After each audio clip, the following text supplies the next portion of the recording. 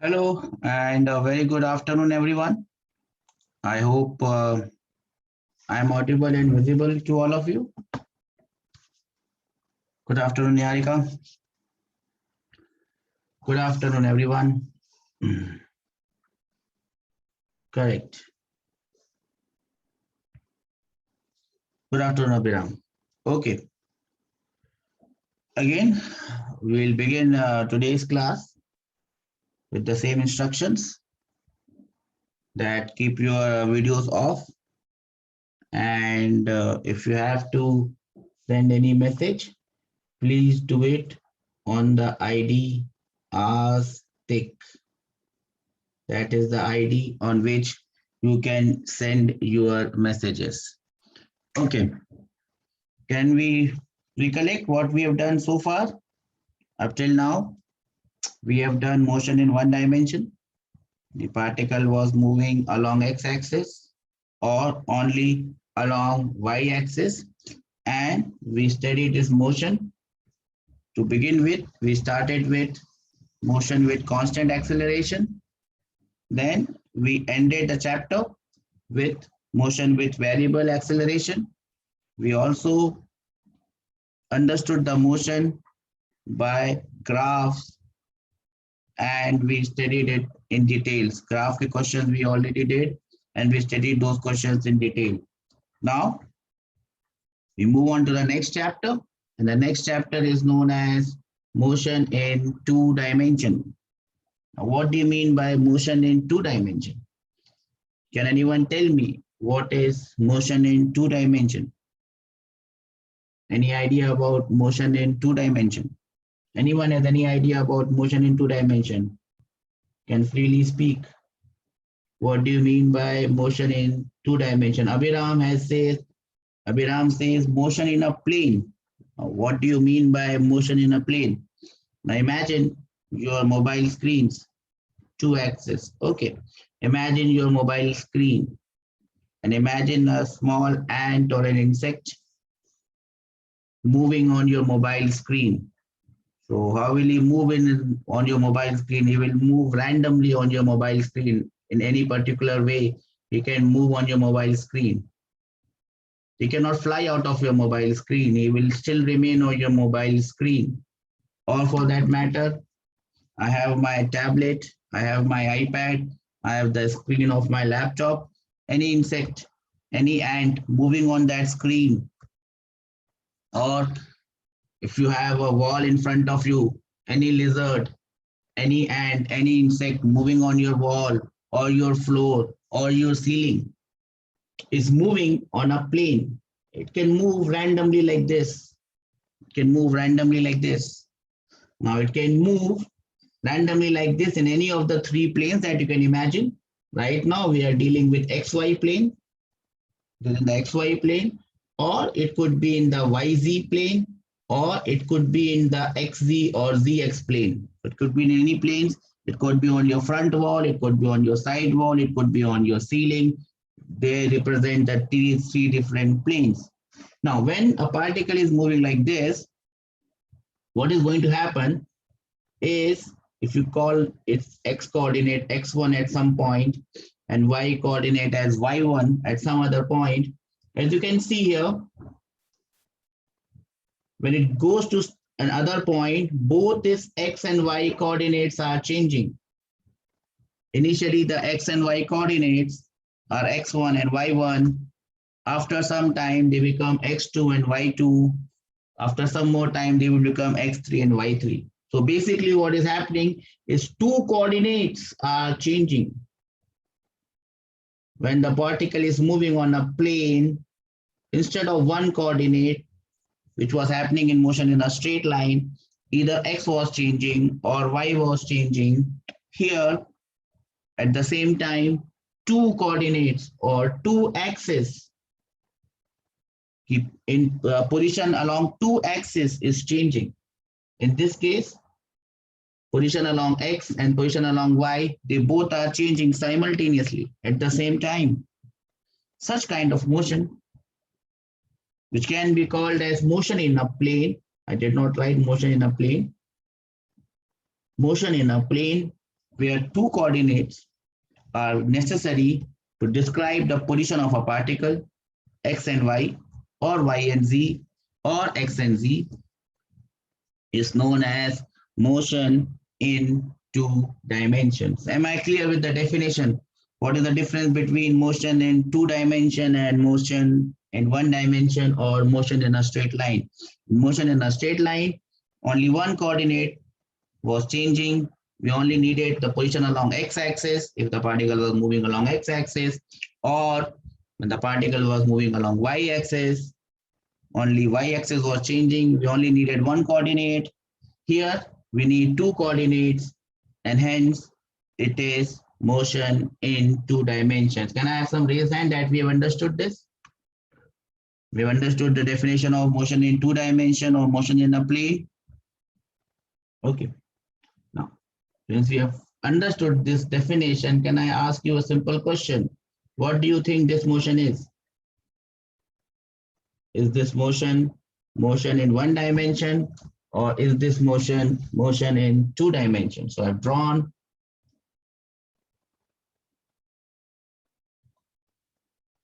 this is also a straight line.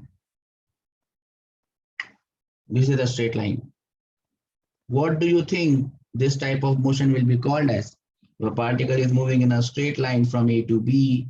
Both its x and y coordinates are changing. Will you call it motion in two dimension, or will you call it motion in one dimension? Because this is motion in a straight line. What would you call it? Motion in two dimension. If you can see here, the x coordinates are x1 and y1. If you look at some other point, the x coordinate becomes x2 and the y coordinate becomes y2. So both the coordinates are changing. What will you call this motion? Will you call this motion as motion in one dimension or motion in two dimension? Well, it depends on how you look at it. If you look at it from this angle, probably you will call it motion in two dimension because x and y both are changing simultaneously. But there is another way of looking at it. There is one more way of looking at it. And what is that way? What is that way? We'll probably come to understand that way in a different class. But you might have heard in your maths class, in your standard math, that you can change your axis. Sometimes you can shift your x-axis, sometimes you can shift your y-axis. Have you heard about that term? That you can shift your axis, you can change your axis, you can shift your axis, you can shift your x-axis, you can shift your y-axis. Similar to shifting your x and y axis, you can also rotate your x and y axis. So I can make an axis. Where this line becomes my new x-axis and this line becomes my new y-axis. Are you getting my point? I can make a system, I can make an arrangement where AB becomes my x-axis and any line perpendicular to that becomes my y-axis. So if I look from that angle, I can call this motion as motion in a straight line or motion in one dimension.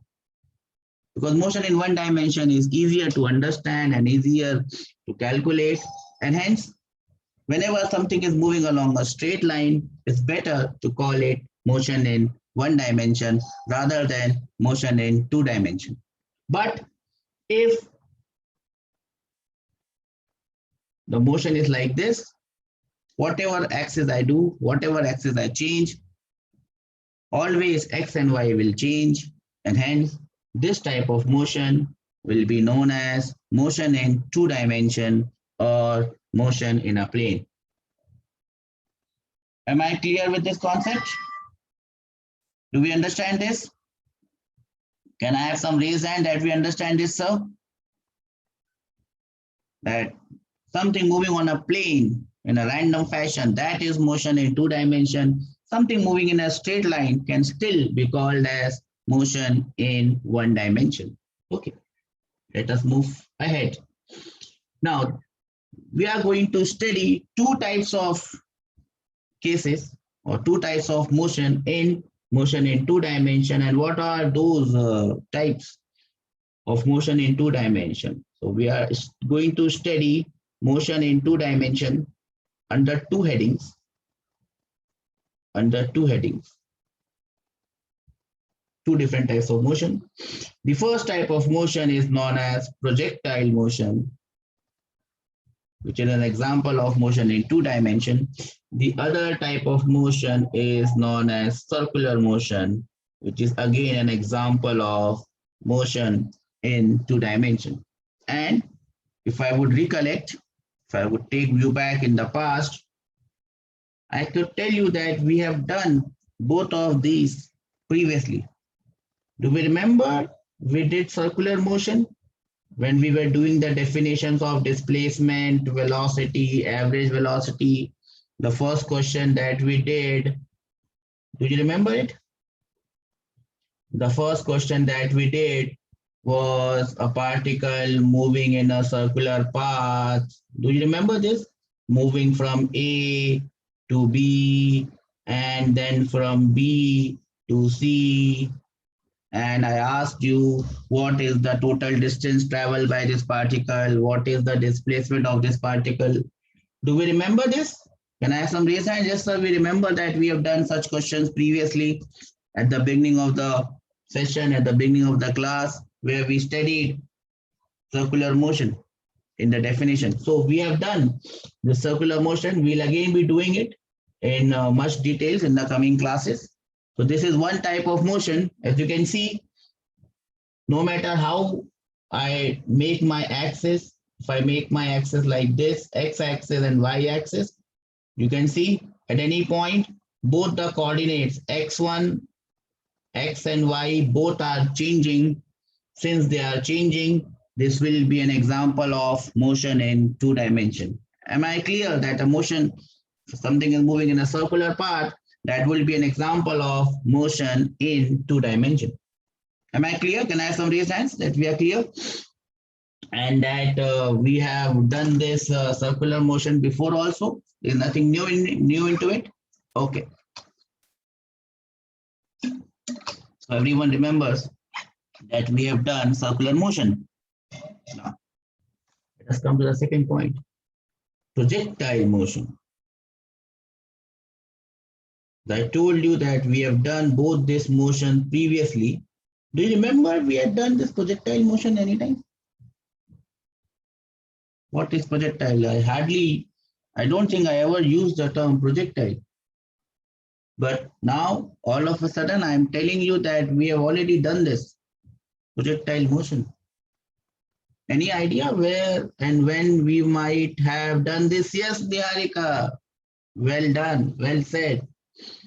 Projectile motion. Or what is a projectile? A projectile is a body.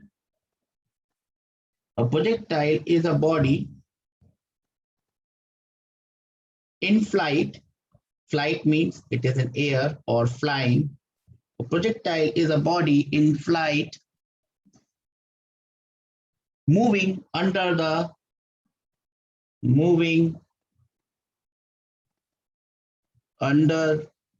the effect of gravity of Earth. Gravity is the gravitational force of Earth. So, if you have any body which is in air, moving in air, flying in air, the only force acting on it is the gravitational force of Earth. That body is known as a projectile. Now, can you think of some examples of projectile motion? And then you probably would remember that we have done this projectile previously in the last class, in the last chapter. Can you think of an example of a body in flight moving under the effect of gravity of Earth? The only force acting is the gravity of Earth. Can you think of an example? Listen to me carefully. Can you think of an example of something which is falling under the effect of gravity, which is only under the effect of gravity? Anyone?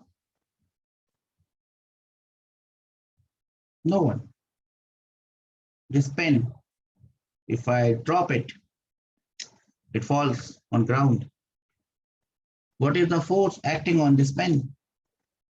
What is the force acting on this pen when it is falling down? Why it is falling down? What is the force that is causing it to fall down? Why is it falling down? Yes, Niharika. Gravity.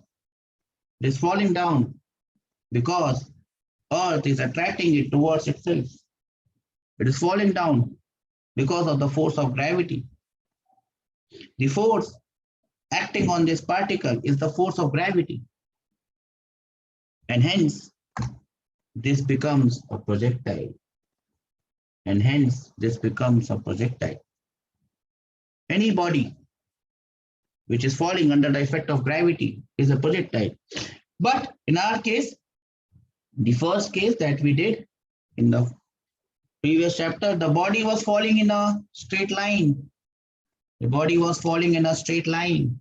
And hence, that thing was discussed under the heading of motion in a straight line. When we were throwing balls, ball was going up and it was coming down. It was falling under the effect of gravity. It was a projectile, but it was moving in a straight line. And hence, that thing was discussed in the chapter motion in a straight line, motion under gravity. Do we remember that portion? Motion under gravity, ball moving up, ball moving down, how much time it takes to go up, how much time it takes to come down. That was already discussed. So we have discussed projectile, but we discussed projectile in one dimension. Now, what we are going to discuss in this chapter is projectile in two dimension. Now, before going on to projectile in two dimension, how will a body move in two dimension as a projectile? Let us first try to elaborate more on the definition of projectile or projectile motion. So that is the next heading, projectile or projectile motion. Projectile motion. What do you mean by projectile motion? Anyone could give me a definition of projectile motion? What would be a definition of projectile motion? Anyone? Any motion?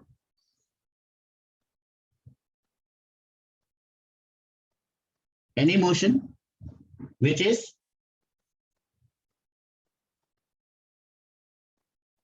only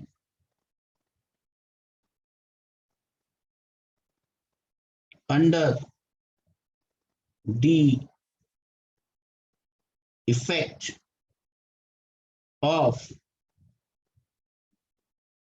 gravity of Earth. Gravity is the gravitational force of Earth. Any motion which is only taking place under the effect of gravity of Earth, some people may call it free fall. Free fall. Any motion which is taking place only under the effect of gravity of Earth will be known as motion under gravity, or you can call it projectile motion. Am I clear with this definition? What is meant by projectile motion? Any motion which is taking place under the effect of gravitational force of Earth will be known as motion under gravity. Okay. Now, there are some assumptions that we have made in projectile motion. There are some assumptions that we have made in projectile motion, and these are very important assumptions. As I've told you, beta, if you cannot write while you are in class, you can always listen to the class first. That is more important than anything else. And then you can write your notes later on. I'll be sending you this sheet with you in the PDF format, so you can write your notes afterwards. Now, what are the assumptions that we have made? This projectile, the first assumption, projectile is not powered. It's not powered. by any type of fuel. This projectile should not be powered by any type of fuel. What does that mean? Take the example of an aeroplane. Aeroplane is also flying, but the only force acting on this is not gravity. It is burning fuel, and hence aeroplane flying cannot be called as a projectile. Am I clear? Am I clear? Flying aeroplane cannot be called as a projectile. Can you give me another example of anything which is flying but cannot be called as a projectile? A rocket. Rocket that goes into space, that puts your satellites in space, is powered by gases which are moving down, and the rocket is going up, action and reaction. It is powered by fuel. It cannot be treated as a projectile. Am I clear? Am I getting clear? A hot air balloon. You must have seen these big hot air balloons in which sometimes even people sit and they move here and there. That is also not a projectile because it is powered by hot air that is taking it up. It is not moving under the effect of gravity alone. So anything which is powered by any type of a fuel is not a projectile. Am I clear? Can I move ahead? The motion should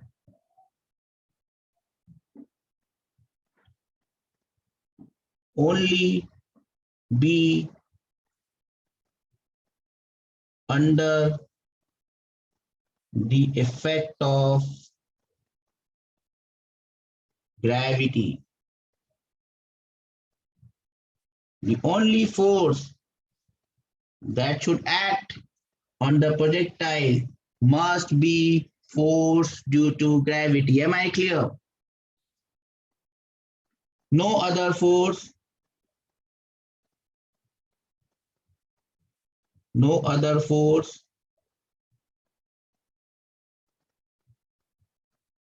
should be present.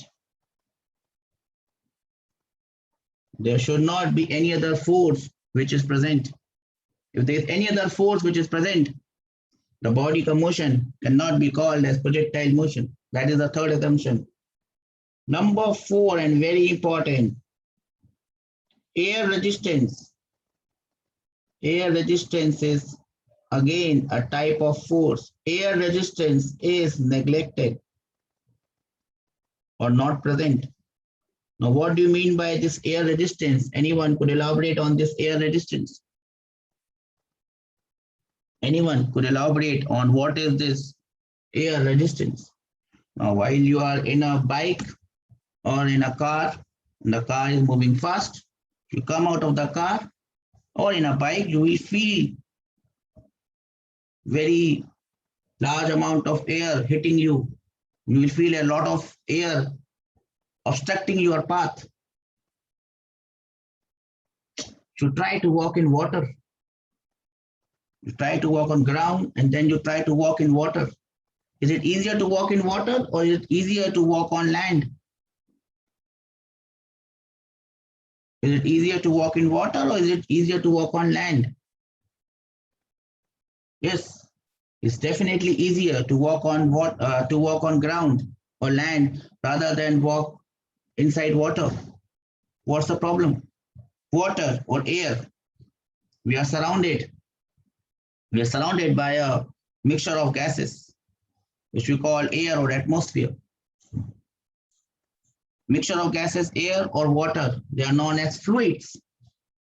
Now, when something is moving inside a fluid, that fluid will always try to oppose it.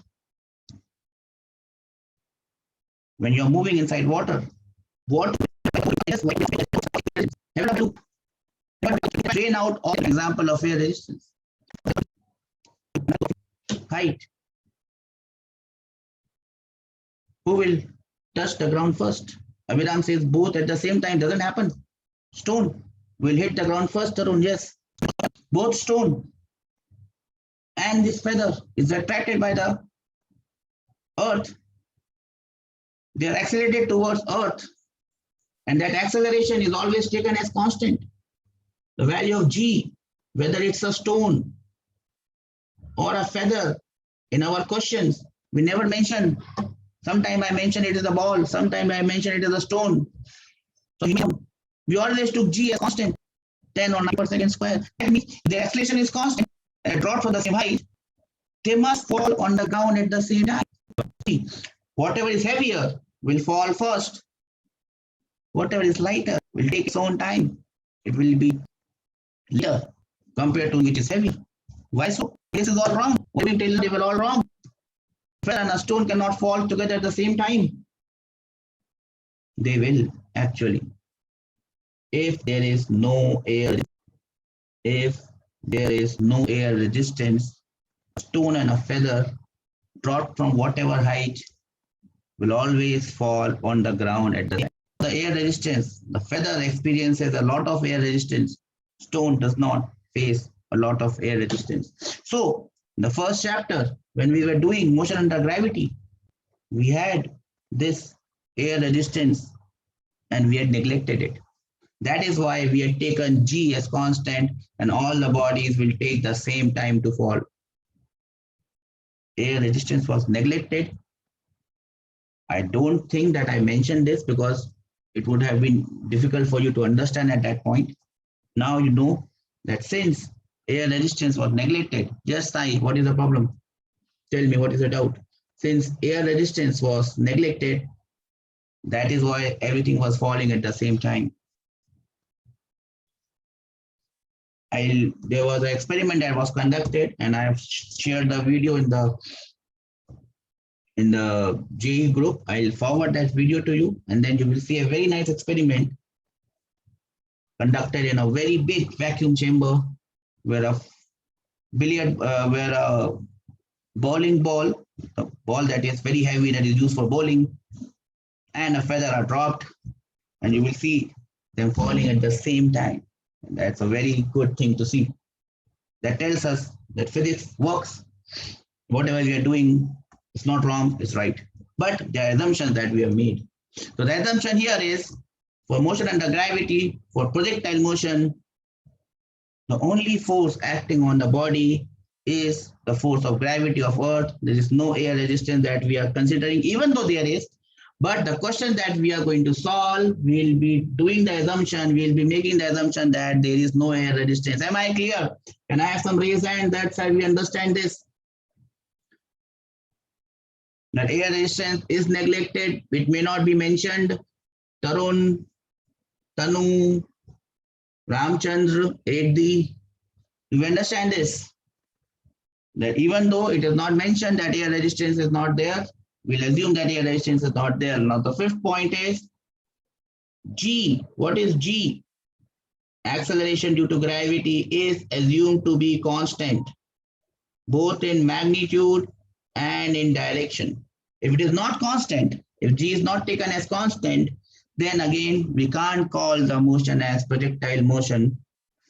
For the motion to become projectile motion, G must be taken as constant. Am I clear? Now, again, on the assumption number 5, the sixth assumption is motion takes place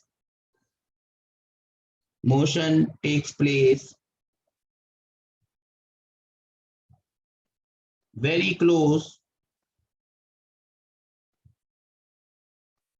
to the surface of Earth.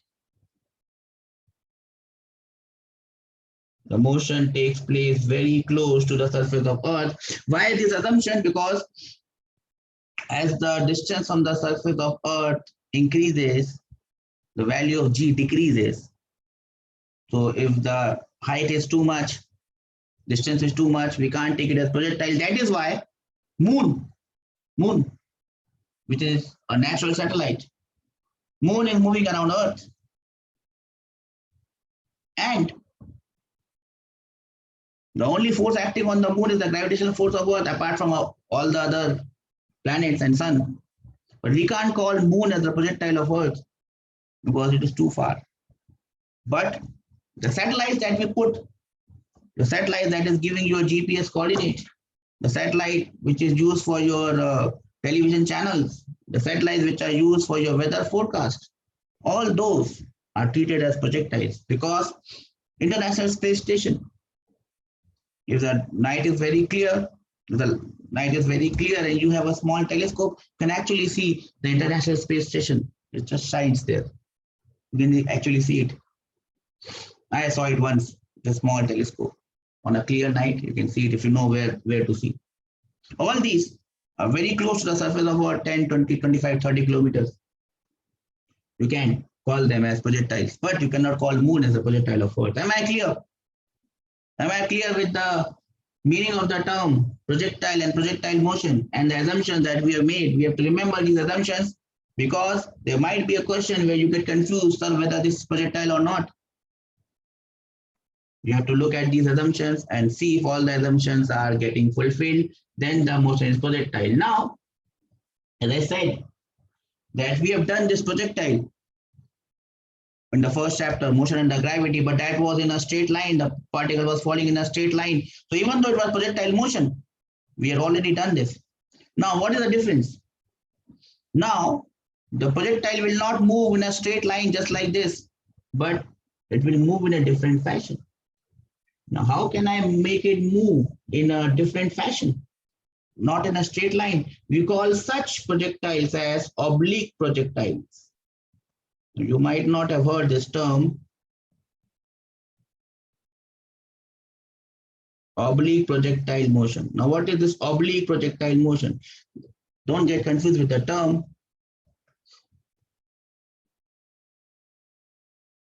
I have this as my x-axis. I have this as my y-axis. Now, in the first chapter, we were throwing the ball vertically up. It was coming vertically down. It was motion in a straight line. Now I want it to move in a plane. So instead of throwing it vertically up, I will throw it like this at an angle. At an angle. So now what will happen? Now it will go up and down, yes, but it will also move forward. It is just like a batsman, a cricketer hitting a cricket shot in air. The ball goes up, the ball goes down, but the ball also goes further. It also moves along the horizontal. It moves along the vertical. It also moves along the horizontal. It moves something like this. It moves something like this. Now this motion, if you look at this, at all the times, both the x and the y coordinates are changing. And hence, this becomes an example of what? Motion in 2 dimension or motion in a plane. Am I clear? Now it becomes an example of motion in 2 dimension or motion in a plane. This velocity u with which it is thrown is known as velocity of projection. Velocity of projection, or you can simply call it initial velocity. If you don't want to use sci-fi terms, you can simply call it initial velocity. Up till now, in the previous chapter, it was thrown vertically up. Now it is at an angle. That is the only difference. Now this angle theta with which it is thrown is known as angle of projection. Am I clear with the terms? Angle of projection. This is known as the angle of projection. Am I clear? Is there any doubts in anyone's minds? Please raise your doubts. Yes, Abhinav, what is the doubt?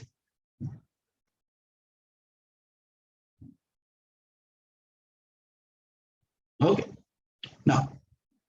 Now if you look at this motion closely, what you can see, now this velocity that we see can be broken down into 2 components. One is velocity along x, ux, initial velocity along x, and one is velocity along y, ux and uy. Now, if you go back to the chapters of vector, this is u and this angle is theta. So your ux becomes u cos theta. Do we recollect that we had done this in resolution of vectors? If there is a vector making an angle theta, then this side becomes u cos theta and this side becomes u sin theta. Do we remember this? Do we remember this? Yes, we remember this. So the x wala side, the x wala component becomes u cos theta, and the y wala component becomes u sin theta. Am I clear? Anyone with any doubt, please come up. The x wala component of velocity becomes ux, which is u cos theta. The y wala component becomes uy, which is uy, which is u sin theta. Therefore, I can study this motion under two headings. What I'll do, just to simplify things, I will study this motion under two headings. One is motion along x-axis. One is motion along x-axis, which I can call it as horizontal motion, because I always take x-axis as my horizontal. So one motion will be along x-axis, it will be moving forward, just like cricket ball. When you hit it in air, it also moves forward. So that is the horizontal. Then the other motion will be along, one motion is along x-axis, the other motion will be along, yes, y-axis. The other motion will be along y-axis, which we can call it as vertical motion. Now remember, the good thing about projectile motion is that, or any motion, is that all these two motions are independent of each other. So they will take place independent of each other. Both these motions are independent of each other. So motion along x does not depend on motion along y. Similarly, motion along y does not depend on motion along x. So what I can do now, the analysis or solving questions in motion in 2 dimensions becomes very easy. Forget when you are doing x-axis wala motion, forget about y-axis. When you're doing y-axis wala motion, forget about x-axis. So basically, our job becomes double. That's the only thing. In motion in 1 dimension, we only had to deal one axis, one motion. But here, in motion in 2 dimensions, we have to deal with x-axis as well as y-axis. So instead of making one equation along one axis, we'll have to make 2 equations, one for one axis, the other one for the other axis. So that is the only difference that it creates. Am I clear? Do we understand this? What is the difference now? We'll have to now make 2 equations, one along x-axis, the other along y-axis. That is the only difference that is there between the questions or the upcoming questions that we are going to do in this chapter compared to what we had done in the previous chapter in motion in a straight line, which was only along one axis. Now it is along 2 axes. So we'll have to make twice the equation. Am I clear? Can I have some raise hand that so we understand this? That we understand this? Only one person has understood this. Not a good sign. Vasant, Tanu, Abhyam.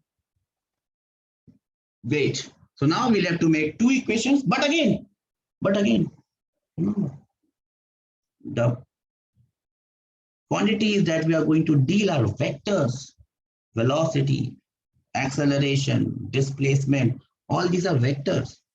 So even when we are making equation along x-axis and y-axis, we have to think about their directions.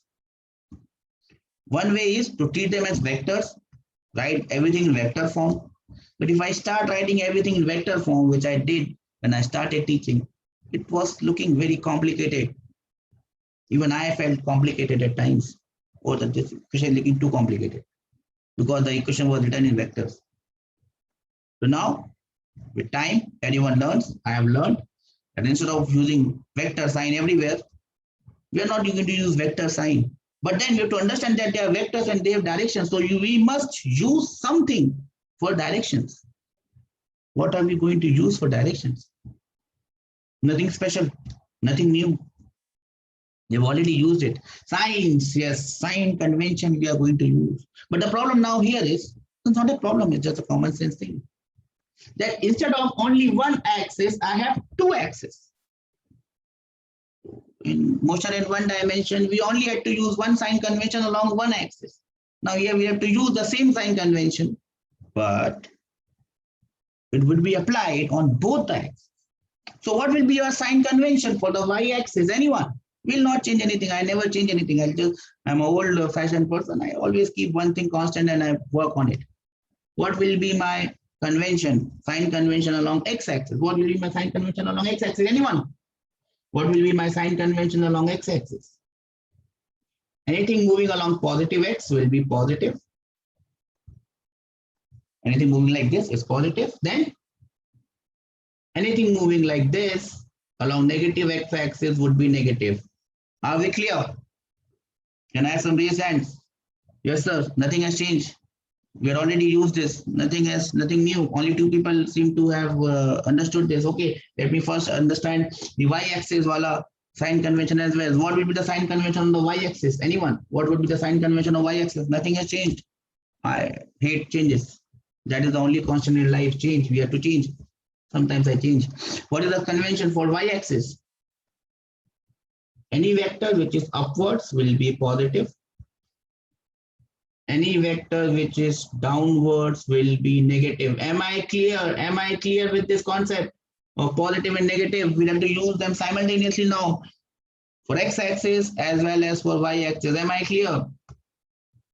I have to use this sign convention simultaneously for x-axis as well as for y-axis. Can I have some raised hands now? Let's say we understand this. We'll use them together. No problem. Doesn't matter. Doesn't change. Nothing changes. Okay. Now let us apply the sign convention over here. Let us apply the sign convention on ux, which is the initial velocity along x. So will it be taken as positive or will it be taken as negative? The initial velocity along x-axis, will it be taken as positive or will it be taken as negative? Definitely it will be taken as positive. Yes or no? Can I have some raised hands? Yes or no? It has to be taken as positive because it is along positive x-axis. Everyone can see this. Everyone can see this, right? This is positive x-axis and ux is definitely along positive x-axis. It has to be taken as positive. What about the next one? What about ui? What about ui? Ui is u sine theta. What would the sign convention for ui? In what I have drawn? What would be the sign convention for ui? It would also be definitely plus. As you can see, it is along positive y-axis. Am I clear with the sign conventions? Or have I confused you? If I have confused you, please let me know. Please let me know if they are confused. Okay. So that is my sign conventions. That is my oblique projectile. And let us now see how I'm going to make equation. Before making equation, let us just see the motion along x and y axis. So let me write what are the things that I should remember about horizontal motion. Horizontal motion is motion along x axis. Am I clear? Horizontal motion is motion along x axis. Point number one. Point number one. Point number one. What is the initial velocity along x? Ux. As you can see from the diagram, it is plus u cos theta. Am I clear? Initial velocity along x, ux is plus u cos theta. Do we understand this? Do we understand this? How I achieve this? Do you understand this? Okay. Point number two. What would be the meaning of ax? Ax will mean acceleration along Acceleration along ax will mean what? Acceleration along x-axis. What is the acceleration along x-axis? Remember,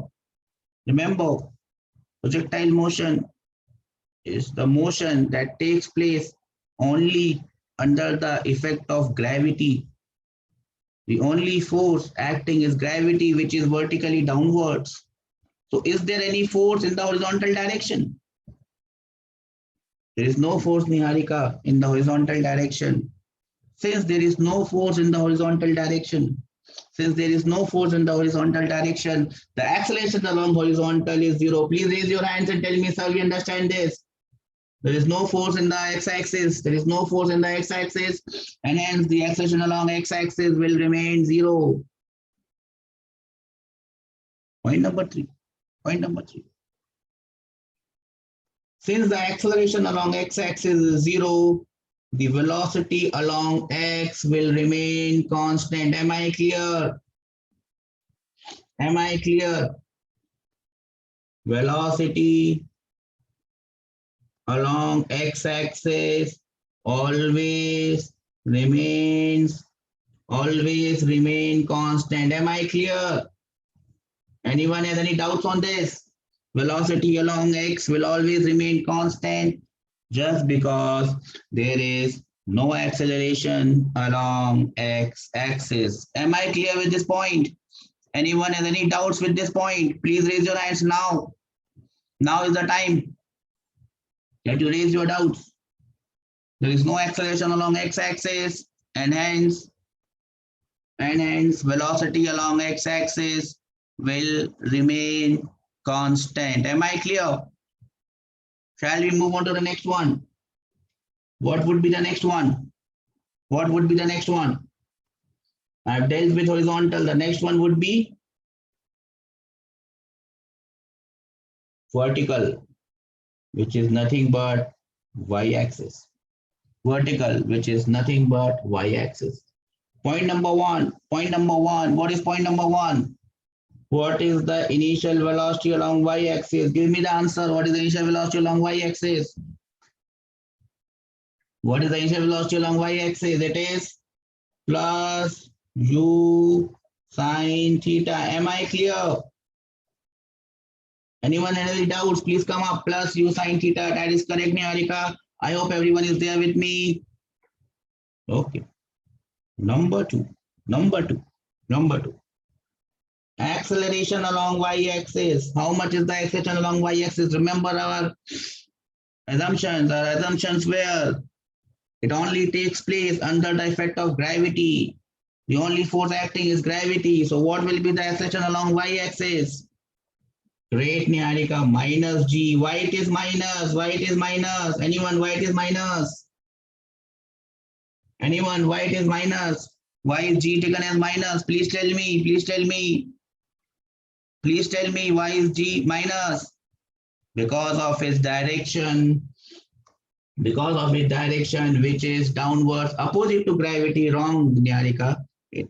Acceleration due to gravity is downwards, and hence it is negative. Am I clear? Now, since there is acceleration along y-axis, velocity along y will change. Now, can anyone tell me what will happen? Velocity along y will change. So if it changes, it will decrease or it will increase. What will happen? Will it decrease or will it increase? What will happen? Will the velocity decrease or velocity increase? Niharika has given me only half an answer. Velocity will first decrease. While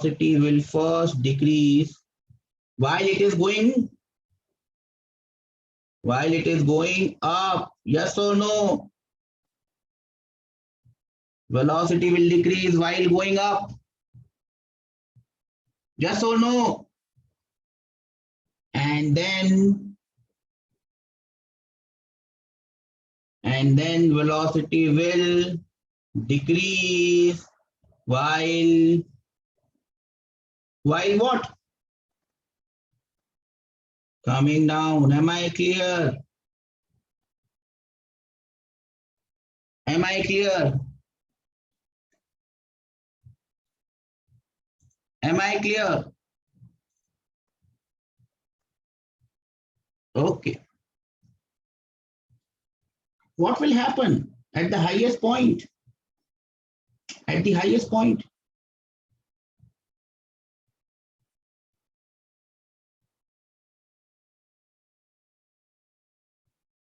what will happen at the highest point?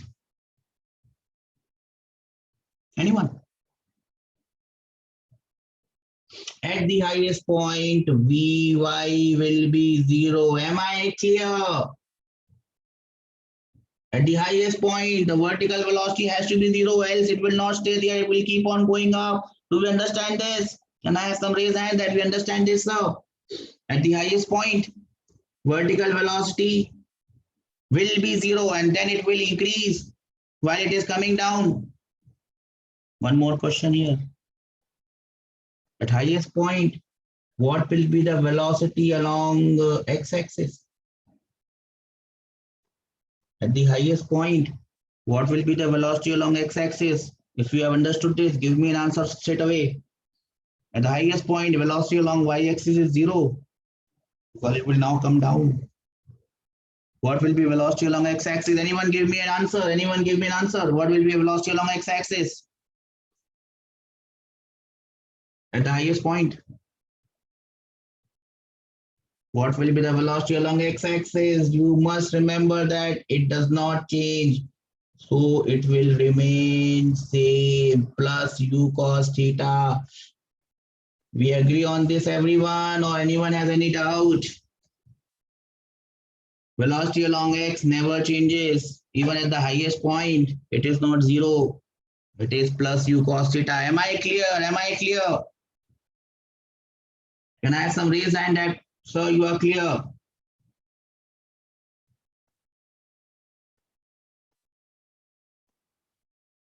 Okay, but I'll just correct it. Increases. Sorry, probably I said correctly and I wrote it wrongly. Sorry. So velocity will decrease while going up. While coming down, it will increase. At the highest point, the vertical velocity Vy becomes 0, but the horizontal velocity remains u cos theta. Am I clear?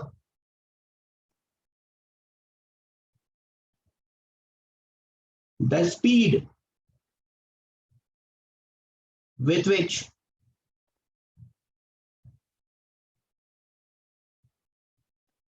the body strikes ground. Now remember, when I had thrown something up with a velocity u upwards, when it was coming down and hitting the ground, its speed was same as u. It hits the ground with the same speed, but the direction of velocity is downwards. Do we remember that? When I was throwing a ball up with a speed u, when it was coming down and hitting ground, it was hitting with the same speed, but the direction was downwards. Do we remember this? Do we remember this? Yes. The speed with which the body strikes ground is same. That is u sine theta, but the velocity with which it hits ground becomes minus u sine theta. Everyone understand this? Please give me a raise hand. So the velocity with which it hits ground will be minus u sine theta. Plus u sine theta was velocity with which it was thrown up. When it hits back ground, it will hit back ground with a velocity minus u sine theta. Anyone has any doubt? Please raise hand. Anyone understand this? Please raise hand now. Tanu, Tarun, Vashant, Srilata. Do you understand this? When it was thrown up, the vertical velocity was plus u sine theta. When it comes down, the vertical velocity is minus u sine theta. Okay, great, great, great, great, great. You must see that whatever we had done in the previous chapter, the same things are coming. The only thing is, there the there the body only had one velocity. It was only moving up and down. Here it is moving up and down. It is also moving forward. That is the only difference. That is the only difference. And we'll again see these difference in the 3 points which are coming. Time taken to go up. Time taken to go up will be equal to what? Time taken to go up will be equal to what? Whatever time it takes to go up, forget about what is happening on the x-axis because it is an independent motion. Just remember what is happening on the y-axis. Time taken to go up will be equal to time taken to come down. Yes, same thing, same thing. So we are just doing a revision of what we had done previously. So this class is a recap of what we had done previously. Nothing else, nothing has changed. Time taken to go up will be time taken to come down. Total time of flight. Total time of flight. Total time of flight. We call it capital T. Total time of flight. We also done this. Total time of flight, capital T will be equal to what? It will be simply equal to T up plus T down. Yes or no? Can I have some raise hand? That's how we understand this. Time taken to go up will be same as time taken to come down. Time taken to go up will be same as time taken to go down. Or I can write T as 2 times time to go up, which is nothing but equal to 2 times time taken to come down.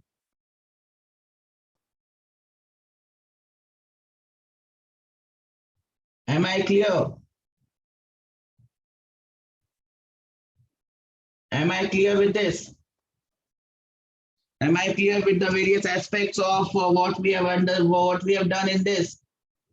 We have seen that motion in 2 dimension is nothing but motion in 1 dimension taken twice. We have to see that it is moving along x, it is also moving along y. Both these motions are independent of each other. Motion along x, motion along y, independent of each other. We have to take sign convention.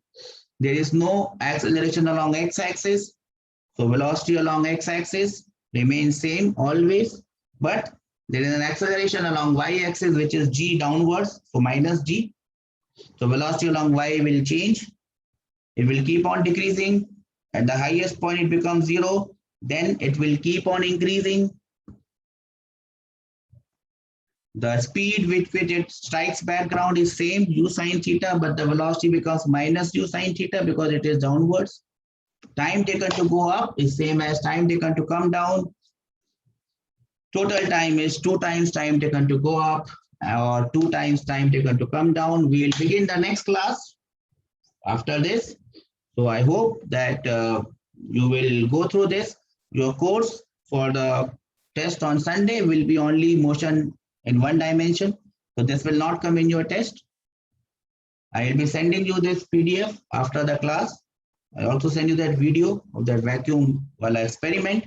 I hope you enjoy it. If there's any doubt, you can always ask me. I'll remain in the room. Else it is bye-bye from my side. Stay home, stay safe, stay healthy. Bye-bye, beta.